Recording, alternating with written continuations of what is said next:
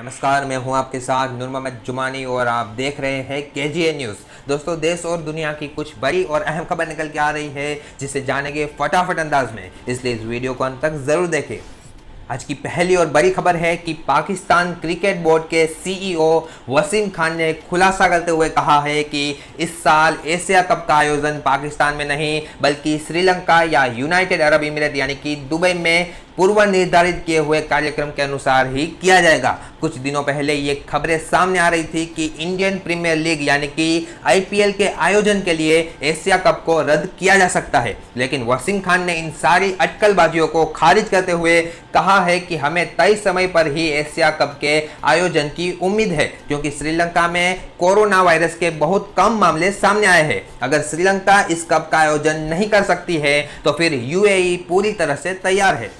27 जून को आएगा UP board का 10वीं और 12वीं का रिजल्ट। जी हाँ दोस्तों, उत्तर प्रदेश बोर्ड की 10वीं और 12वीं परीक्षा के रिजल्ट का इंतजार अब बस जल्द ही खत्म होने जा रहा है। जी हाँ, आपको बता दें कि लॉकडाउन के दौरान पेपर कॉपी की चेकिंग प्रक्रिया पूरी हो गई और अब परीक्षा का रिजल्ट 27 जून 2020 यानी कि शनिवार को घोषित किया जाएगा। उत्तर प्रदेश माध्यमिक शिक्षा परिषद द्वारा रिजल्ट जारी होने के तुरंत बाद आप बोर्ड की स्क्रीन पर दिखाई गई जा रही आधिकारिक वेबसाइट से अपना रिजल्ट डाउनलोड कर सकते हैं।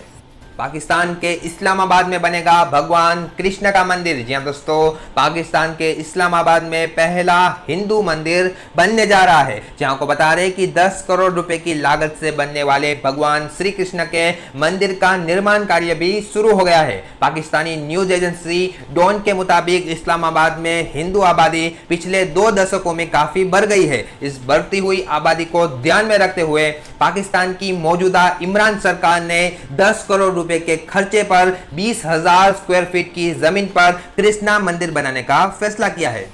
अब सभी कोऑपरेटिव बैंक को आरबीआई ने अपनी निगरानी में ले लिया है। जी हाँ दोस्तों, प्रधानमंत्री नरेंद्र मोदी की आगेवानी में हुई कैबिनेट बैठक में कोऑपरेटिव बैंक को लेकर एक अहम फैसला लिया गया है। जी हाँ, आपको बता दें कि अब इस फैसले के तहत देश के सभी सहकारी बैंक यानी कि अर्बन कोऑपरेटिव बैंक और multi state cooperative bank reserve bank of India यानी कि आरबीआई की निगरानी में आ गई है। बता दें कि फिलहाल देश में 1482 अर्बन कोऑपरेटिव बैंक है और 58 मल्टी स्टेट कोऑपरेटिव बैंक मौजूद है। अब इन सारी बैंक का ऑडिट आरबीआई के नियमों के तहत ही किया जाएगा। अगर कोई बैंक आर्थिक संकट में फंस जाता है तो उसके बोर्ड पर निगरानी का अधिकार भी आरबीआई को ही दिया जाएगा। कोरोना की दवा कोरोनिल बनाने का दावा करने वाली पतंजलि की मुश्किलें बढ़ती हुई नजर आ रही है। जहां दोस्तों, राजस्थान सरकार ने बाबा रामदेव पर केस दर्ज कराने की बात की है, तो वहीं अब उत्तराखंड सरकार भी पतंजलि को नोटिस भेजने के लिए पूरी तरह से तैयार है। जहां आपको बता दें कि उत्तराखंड आयुर्वेद विभाग पतंजलि को नोटिस जारी करके पूछेगा कि दवा लॉन्च करने की परमिशन आपको कहां से मिली। उत्तराखंड आयुर्वेद विभाग के लाइसेंसिंग ऑफिसर का कहना है कि पतंजलि के एक एप्लीकेशन पर हमने इस लाइसेंस को जारी किया था, लेकिन इस एप्लीकेशन में कहीं भी कोरोना वायरस का कोई जिक्र नहीं था। इस एप्लीकेशन में कहा गया था कि हम इम्यूनिटी बढ़ाने वाली और कफ और बुखार की दवा बनाने का लाइसेंस ले रहे हैं। बता दें कि इससे पहले राजस्थान सरकार ने भी बाबा रामदेव के कोरोना की दवा कोरोनिल खोजने के दावे को फ्रॉड बताया था।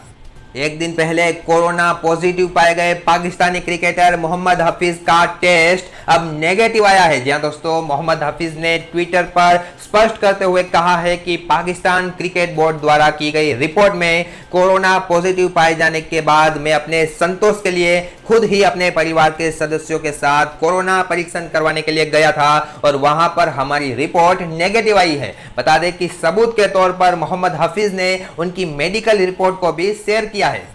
कोरोना वायरस के जारी कहर के बीच पश्चिम बंगाल की सरकार ने बढ़ा दिया है लॉकडाउन। जी हाँ दोस्तों, बुधवार को हुई सर्वदलीय बैठक के बाद पश्चिम बंगाल की सीएम ममता बनर्जी ने लॉकडाउन को कुछ शर्तें और कुछ छूट छाट के साथ 31 जुलाई तक बढ़ाने का फैसला किया है। जी हाँ, आपको बता दें कि सूबे में लगातार बढ़ते कोरोना वायरस के मामलों को देखते हुए राज्य सरकार ने यह बड़ा फैसला लिया है। मणिपुर में बीजेपी सरकार पर जो संकट तलवार की तरह लटक रहा था वो अब टल गया है। जी हाँ दोस्तों, कुछ दिन पहले मणिपुर के सीएम बीरेन सिंह और भारतीय जनता पार्टी की गठबंधन वाली सरकार में संकट के बादल छा गए थे। जहां को बता दें कि अचानक से मौजूदा सरकार में से एनपीपी के 4 विधायकों ने इस्तीफा दे दिया, जिसके बाद बीजेपी की सरकार को बचाने के लिए संकट मोचन का काम कर रहे हेमंत बिस्वा शर्मा सरकार से इस्तीफा देने वाले नेशनल पीपल्स पार्टी के 4 मंत्रियों को लेकर दिल्ली पहुंचे थे। अब खबरें आ रही है कि दिल्ली में गृह मंत्री अमित शाह से मुलाकात करने के बाद इन चारों एनपीपी विधायकों ने अब फिर से बीरेन सिंह की सरकार को समर्थन देने का वादा किया है।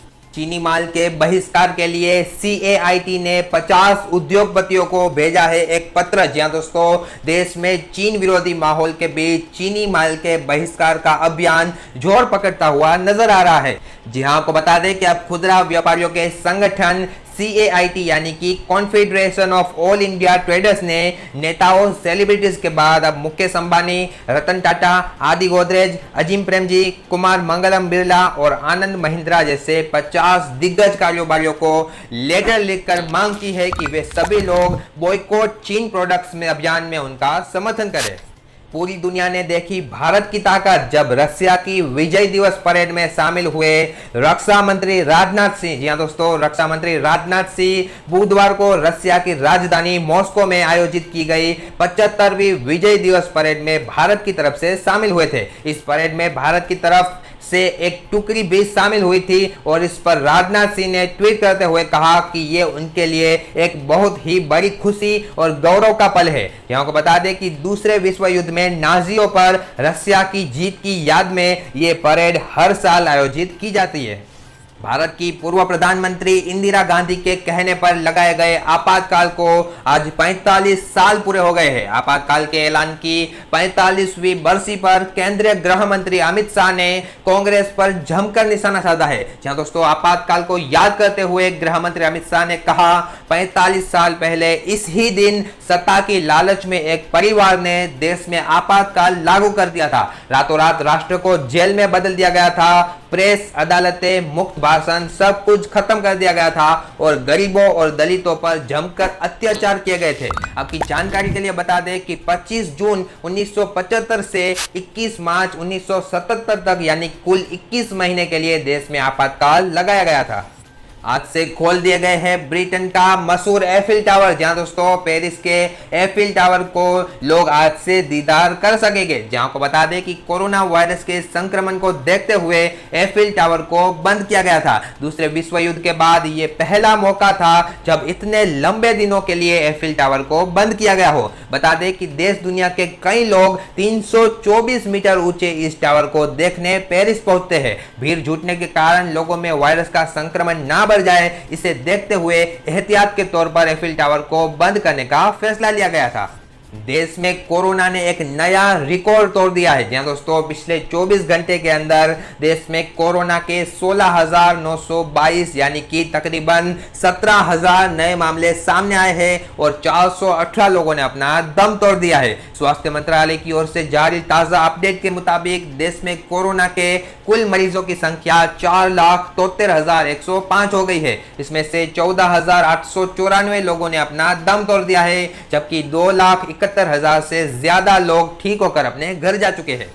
टी सीरीज के मालिक भूषण कुमार पर सोनू निगम द्वारा लगाए गए आरोप पर भूषण की पत्नी दिव्या कुमार खोसला ने पलटवार करते हुए अपने पति का बचाव किया है और सोनू निगम को आड़े हाथ ले लिया है। जहां दोस्तों, दिव्या कुमार खोसला ने सोशल मीडिया पर एक लंबी वीडियो शेयर करते हुए सोनू निगम के हर आरोप का जवाब दिया है और म्यूजिक इंडस्ट्री में आउटसाइडर को ज्यादा मौके नहीं मिलते हैं, इस पर भी दिव्या ने बड़ी बात कह दी है। जहां को बता दें कि दिव्या ने इस वीडियो में कहा है कि टी सीरीज में 97% लोग आउटसाइडर्स यानी कि इस इंडस्ट्रीज के बाहर के लोग हैं और उन्होंने इस कंपनी के माध्यम से कई नए चेहरों को एक पहचान दी है। उन्होंने सोनू निगम पर तंज कसते हुए कहा है कि सोनू निगम ने अभी तक कितने नए कलाकारों को सिंगर बनने का मौका दिया है वो बताए। दिव्या ने वीडियो में सोनू निगम को उनके शुरुआती दिनों की भी याद दिलाई है और दिव्या ने कहा है कि टी सीरीज के मालिक भूषण कुमार के पिता गुलशन कुमार की वजह से ही सोनू निगम आज इस पोजीशन पर बने हुए हैं। पाकिस्तान क्रिकेट बोर्ड ने नया दाव खेलते हुए भारत को लेकर आईसीसी से बड़ी डिमांड रख दी है। जहां दोस्तों पाकिस्तान क्रिकेट बोर्ड ने इंटरनेशनल क्रिकेट काउंसिल यानी कि आईसीसी से कहा है कि वो भारतीय क्रिकेट कंट्रोल बोर्ड यानी कि बीसीसीआई से लिखित में आश्वासन ले कि पाकिस्तान की टीम को भारत में होने वाले 2021 के T20 वर्ल्ड कप और 2023 में होने वाले 50 ओवरों के वर्ल्ड कप में खेलने के लिए वीजा में किसी भी तरह की समस्या ना हो।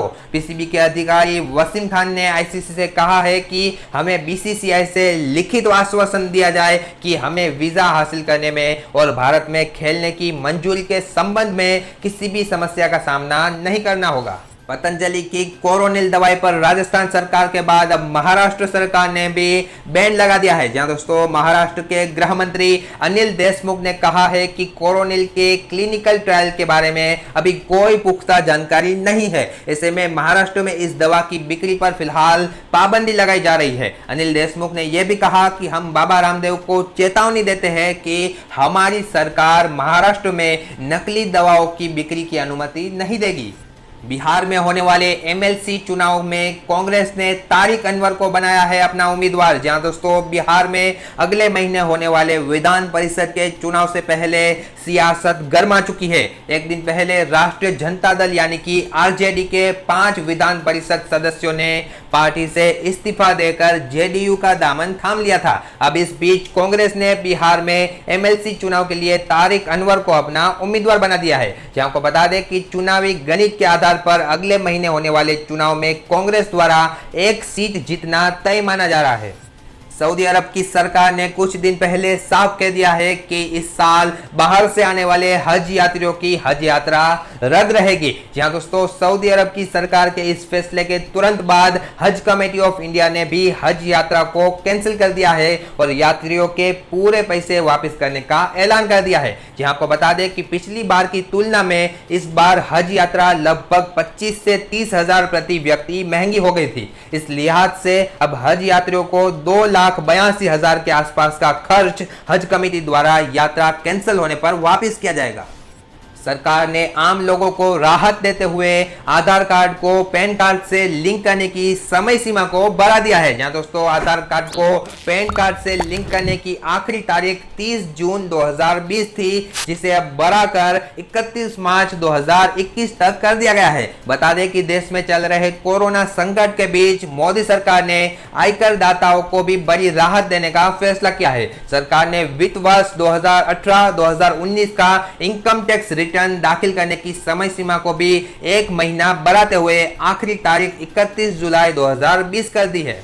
सुशांत सिंह राजपूत की फाइनल पोस्टमार्टम रिपोर्ट अब सामने आ चुकी है। जहां दोस्तों सुशांत की इस फाइनल पोस्टमार्टम रिपोर्ट में भी मौत की वजह सुसाइड ही बताया गया है। रिपोर्ट में इस बात पर भी जोर दिया गया है कि सुशांत के शरीर पर किसी भी तरह की बाहरी चोट नहीं थी, उनके नाखून भी एकदम साफ सुथरे थे। यानी कि ये फाइनल पोस्टमार्टम रिपोर्ट भी सुशांत की मौत की वजह पर किसी भी तरह के सवाल खड़े नहीं कर रही है। दिल्ली के मुख्यमंत्री अरविंद केजरीवाल ने केंद्र सरकार से अनुरोध करते हुए कहा है कि कोरोना के हर मरीज का टेस्ट सरकारी अस्पताल में कराने का नया आदेश वापस ले लिया जाए। जहां दोस्तों केजरीवाल ने कहा कि अगर प्रशासन कोरोना के हल्के लक्षण से संक्रमित शख्स को भी जबरदस्ती सरकारी अस्पताल में ले जाता है तो ये उनके लिए 15 दिन तक हिरासत में रहने जैसा होगा। मुख्यमंत्री ने कहा जो लोग घर में रहते हुए संक्रमण मुक्त हो सकते हैं उन्हें घर पर ही रहने की अनुमति दे दी जाए और जिन्हें अस्पताल ले जाने की जरूरत हो सिर्फ उन्हें ही अस्पताल की सुविधा देनी चाहिए।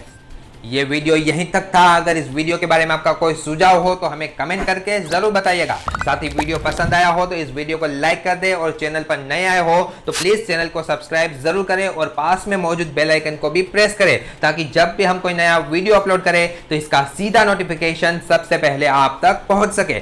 Thank you so much.